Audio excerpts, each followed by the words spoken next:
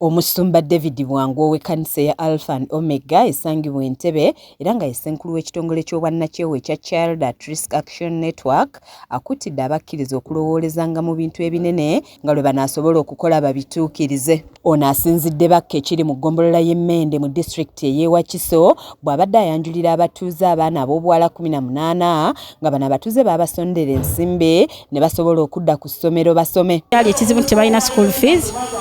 Ng'omwana oyinza omusanga just yafuna group n'alekeraawo okusoma nga tubakuŋŋaanya ne tubakolamu omulimu ne tubateeka mu counseling ne tubateekateeka okudda mu masomero. Abatuuze bano batandikawo enkola ey'okusonda ensimbi eziyamba ku baana abatalina mwasirizi n'abo abawanduka mu masomero olw'ensonga ezitali zimu nga bano babaweerera mu matendekero g'ebyemikono nga bayambibwako ab'ekitongole ekya Child at Risk Action Network ng'enkola eno baagituuma akwata empola entandikwa teba ntono nga yawomwamu omutwe kansala w'ekitundu kino Seppuya Crispo. Abaana baafuuka essuubi eri famire zaabwe nga bwe nkugambye nti twalina n'abaana abaazaalako ovuiki abaana abo bennyini be balabirira abaana baabwe ng'abaana baabwe kati basoma naye nga basomera ku ssente abaana bano ze bakola. Omusumba Bwangu akutidde abantu bulijjo okwekkiririzangamu n'okuba abayiiya kuba Uganda ya leero si yabangalo bunani. Abantu be mulina togenda kuba n'abantu b'ebbakka bokka nga b'omanyi olowooze nti olina gy'ogenda.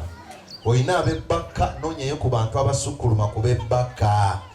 Olina okubayo n'abantu nga batuuse gy'otatuukanga. Ekyo ky'okubuulira. Omubuulizi Stanley Kikanja okuva mu kkanisa ya St Andrews Kawuko Church of Uganda nga yakulembeddemu okubuulira ku mukolo guno asabye abaana okwewala okweyonoona kuba kitta obulamu bwabwe nga baabasomye naye nga tebannafuna mirimu abasabye okuba abagumiikiriza nga bwe beewala okwenyigira mu mirimu egibatyoboola n'okusaanyaawo obulamu bwabwe. Olumu abamu basomye emirimu ne gitatuukira mu budde bwe babadde bagisubiramu ne basalawo okukola bypass ne beeyonoonesa.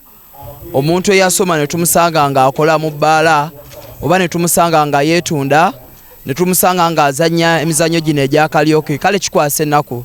Kansala Seppuya ayanjulidde abatuuze abaana 18 abakuguse mu mirimu egy'enjawulo n'abasaba bulijjo okwenyigiranga mu nteekateeka za gavumenti ne bwe baba nga tebagiwagira.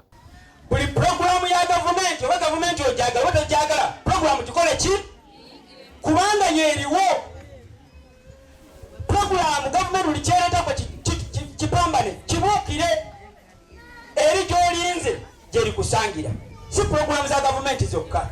Alambuludde ku nkola eno kyokka ne yennyamira olw'abantu abamu abatagiwagira ng'agamba nti yakagitambuliza emyaka 10 naye abazadde abamu basirikira abaana kyokka nga baagireeta nga ya bwereere. Kibaddewo pulogulaamu eno eya Girl Education Challenge gye tuyita GEC ebadde mu bakka emyaka 10 naye nga si buli baana emyaka 10 bonna balimu ne basomye.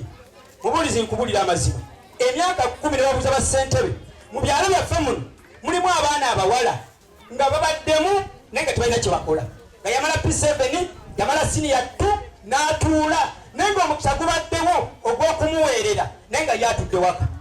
Babakulembeze abalala basabye nti wakati mu kulwanirira omwana ow'obuwala n'abalenzi balowoozebweko. Eyambye nnyo abaana kuba yali tennaba kujja abaana bangi bali nga bawanduka mu masomero bafumbirwa nga tebalina wadde n'ekyokukola n'ekimu naye okuba enteekateeka eno lwe yajja abaana obbazaamu essuubi ne baddamu okubeera nga basoma. Abaana abalenzi ebiseera ebisinga obungi ebintu bingi nnyo ebitujjira naye ng'olw'okuba nti bangi batu-eliminatinga mu pulogulaamu zaabwe.